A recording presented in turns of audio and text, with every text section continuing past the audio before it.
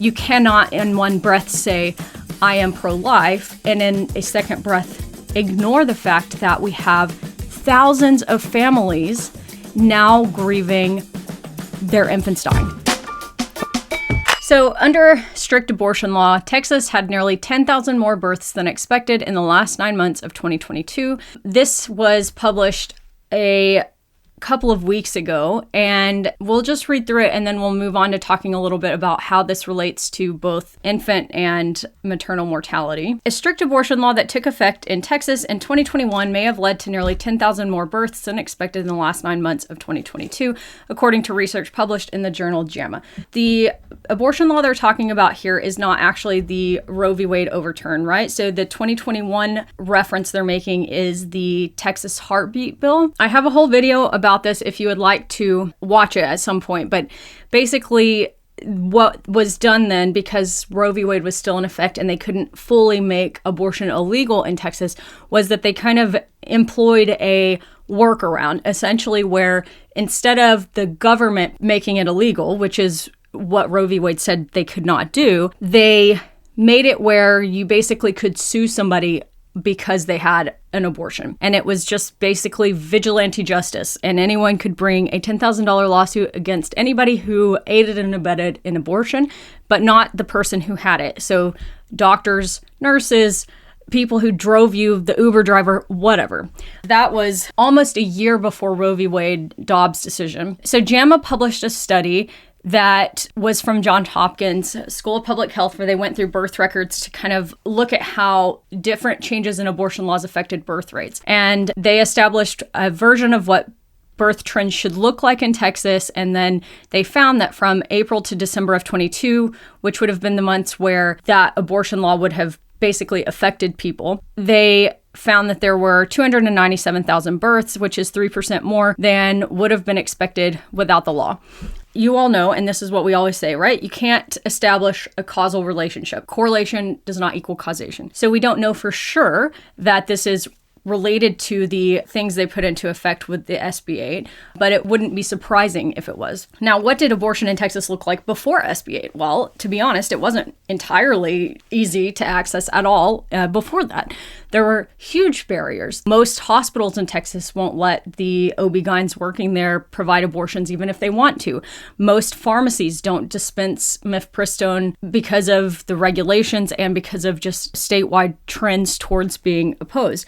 It's incredibly difficult. For example, I have trained and worked up until I moved here my entire life in Texas, and I've never worked at a facility where I was allowed to do abortions or like elective abortions or to give people medication for it. It just was not something I could do in Texas for a whole lot of reasons that I've talked about in a whole lot of other videos. I don't know how much that this actually changed access, except that it made people scared. It changed like the face of abortion access in Texas. Does that make sense? Because it doesn't do anything, SB 8 doesn't do anything to make it technically more difficult. It just made people scared to access it and to provide it. I don't think most physicians who were already providing abortions in Texas would have stopped providing them based on this SB 8 bill.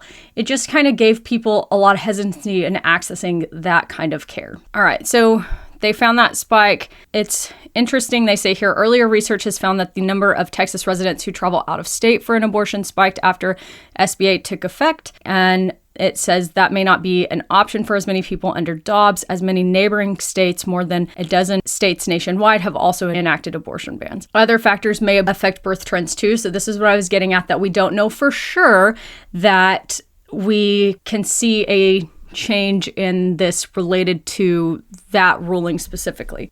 Okay, so at least we can see this Public Health Journal review it and see if they address the overall birth rate. So researchers expect that the number of abortion procedures to drop and live births to increase when abortion restrictions go into effect, but don't know what the extent of that will be. Okay, so it's compared to what they would have expected it to be based on birth trends around the country. So they have controlled for the expected birth rate. So it's not just comparing it to like last year or anything like that. It's comparing it to expected birth rates based on other places. So that makes sense, and it's 3% higher than what they would have expected. All right, so that's kind of where we're starting with this. So we know that after the 2021 abortion ban went into place, we saw an increase in the birth rate. Nearly 2 years after Texas's 6-week abortion ban, more infants are dying. Texas abortion restrictions, some of the strictest in the country, may be fueling a sudden spike in infant mortality as women are forced to carry non-viable pregnancies to term. And not just non-viable pregnancies, right? Any pregnancies that previously would not have been happening. So some 2,200 infants died in Texas in 2022, an increase of 227 deaths or 11.5% over the previous year, according to preliminary infant mortality data from the Texas Department of State and Health Services, CNN obtained through a public records request. Infant deaths caused by severe genetic and birth defects rose 22%. So we are noticing a trend here, right? Severe genetic and birth defects rose by 22%. But essentially what they were saying, the number of pregnancies people are forced to carry to term, which then puts them and their health at risk and also puts their family in a position of not having an option for what to do in a situation where they are put between a rock and a hard place, essentially. You have to remember, most of these people are pregnant with pregnancies they want to have, and then they find out a devastating problem and they are not allowed to make a choice, right? So I kind of liken this to life support options for people. If you are pregnant with a fetus that has a lethal anomaly and you don't want to continue that pregnancy, I don't think anybody should be forced to terminate a pregnancy for any reason, obviously. But you also should not force somebody to continue a pregnancy, particularly in a situation where you know that the health outcome is going to be dire. Why? Well, for a whole lot of reasons, not the least of which being in that interim period from, 18-ish weeks when you find out that this could be going on, up until the point that you end up delivering, your health is at risk, right? So pregnancy is not a health neutral state. Being pregnant puts you at an increased risk of pretty much everything bad that can happen to you in life, and you are naturally at an increased risk. So why it doesn't make any sense to force people to have that. And then in addition to that, while some people would like to have time with a baby if it's born or let things happen naturally on their own, some people would really like to, in what they see, in my experience taking care of these patients, is that some patients fall into that group of like, I just want to stay pregnant as long as possible, have as much time with this baby that is my baby as long as I can. Or in the event that it's born alive, I just want to be able to have that time with it. And that's perfectly reasonable. I don't know what I would do in that situation. And I think anybody who says that they do know what they would do in that situation, if they have not been through that situation, is lying to themselves and everybody else if they say they know what they would do, because I've seen this happen hundreds of times and I can tell you for sure I don't know what I would do. That being said, there are some people who fall into another group, which is I would like to make what I see as the most humane decision to end this pregnancy so that maybe they think that the fetus is suffering or that when the baby is born, it will suffer, and they don't want that to happen. So this is a very personal thing, right? I think that's really important when we're discussing this, is not to lose sight of the fact that some people on Twitter in particular have looked at this and said, oh, 2,200 infants have died. Well, that's, X number less than how many abortions there would have been. And what we're not going to do is compare taking a pill to induce a miscarriage to somebody having a 2-month-old or a 2-hour-old or a 3-month-old die, because those are not the same thing. And we're not going to pretend they are. If somebody wants to pretend that's the same thing, they are just lying, because you know, and I know, that that's not the same thing.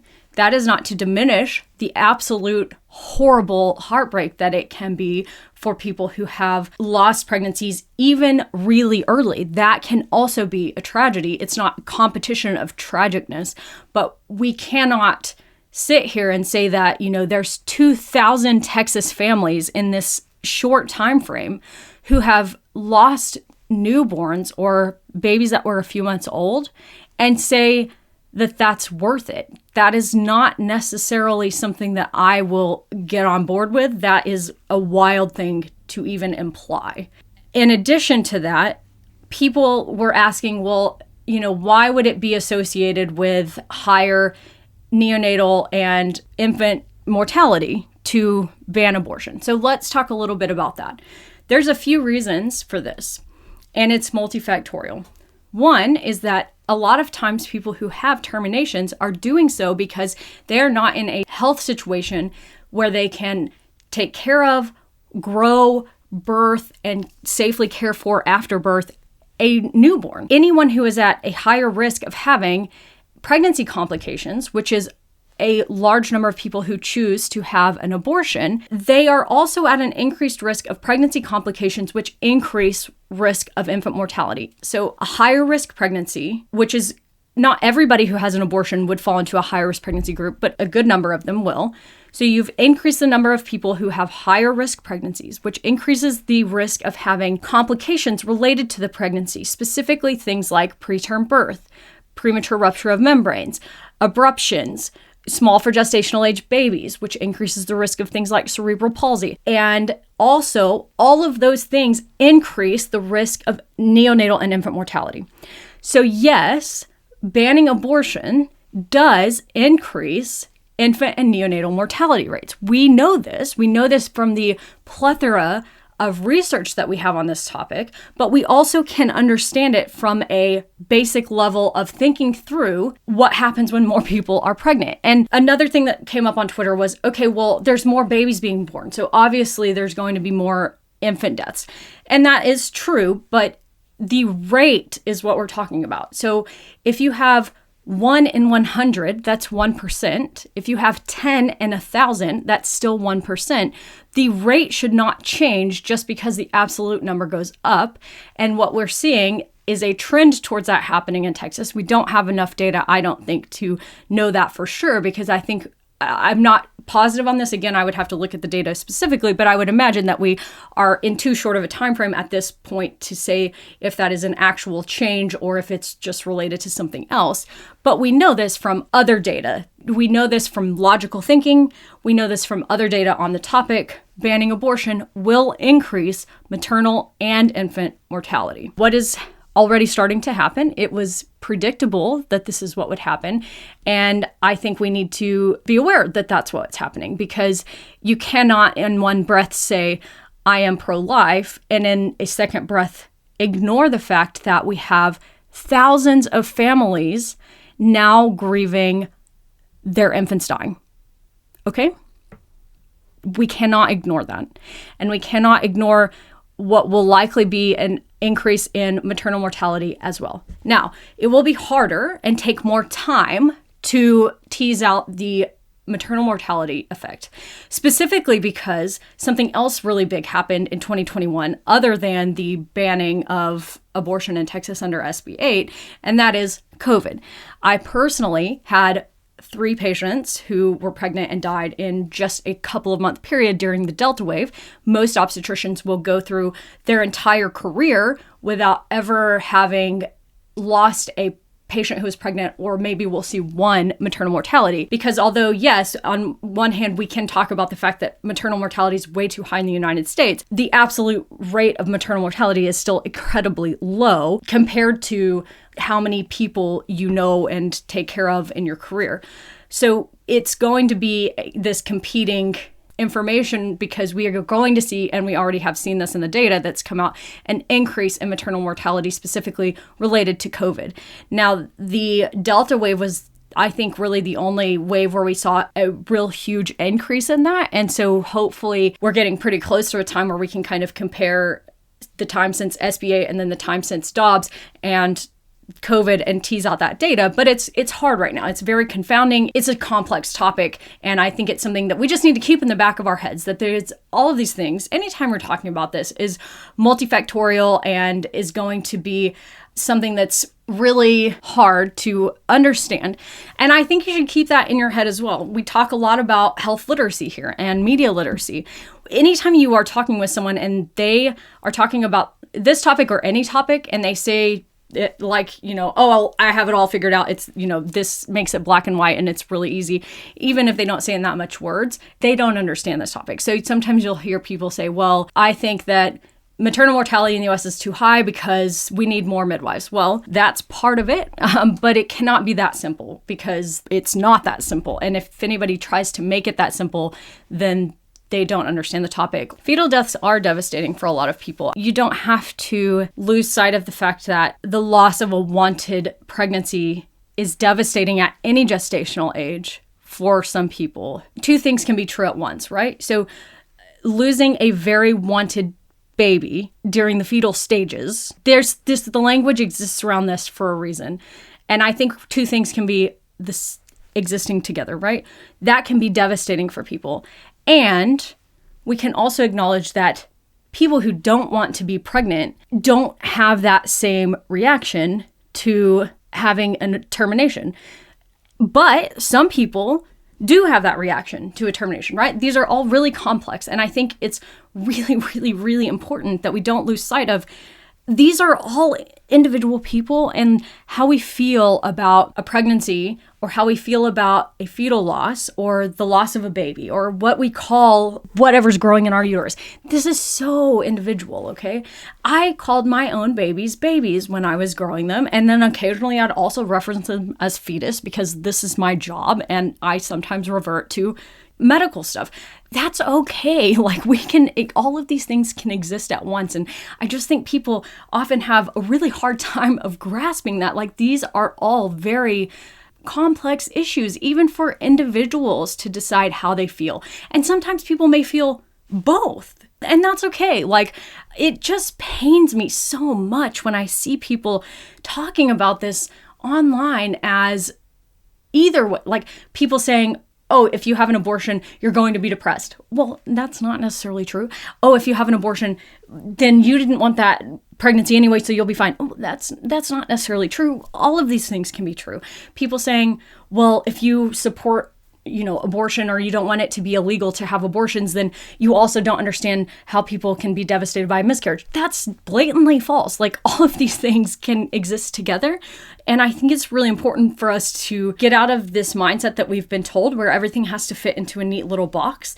This is kind of why I hate I'm just ranting. This is not what I was planning on talking about, but we'll just keep going. So why I really hate the way we've been told we need to fit into a box or a category, the pro-life and pro-choice kind of rigid boxes. Like, no, I think making us fit into those is actually more problematic than it is helpful. And I say this is from a place of somebody who grew up in rural Texas, like religious, pro-life area of the state. Well, I guess most of the state. I say this as someone who has lived in that and felt like that. Having to say I'm pro-life or pro-choice puts people who live in places like small Texas towns in a place where they say they're pro-choice and then everybody around them goes, oh, you're an evil murderer. Okay, that's what they do. So they say, I'm pro-life because I would never have an abortion, but it's fine for you to. Well, that's not really what pro-life means, right? Pro-choice means that you just support everybody to have an option. It doesn't mean you would have an abortion. That's a silly thing to say. Like, I have 4 children and I've never had a termination, but I don't think it should be illegal, and I'm very pro-choice. I don't think that it's helpful to have these boxes that make people, because of the ideology and the people around them, unable to actually talk about what their views are because they need to fit into a box which keeps them from being at odds with their community and their family. Okay, whew, man, now my heart's racing and I'm upset, and all I wanted to just, the whole point of this was just that I was going to say, yes, banning abortion is associated with higher rates of infant and maternal mortality for very obvious reasons, that more people having higher risk pregnancies in lower socioeconomic statuses with less access to good health care, or even living very rural where they don't have access to any health care, is obviously going to increase the rate of both of those, because dangerous pregnancies have dangerous outcomes, and dangerous outcomes mean throughout the whole of your probably first 10 years of existence, you're at an increased risk of dying because there's things that affect your health from this.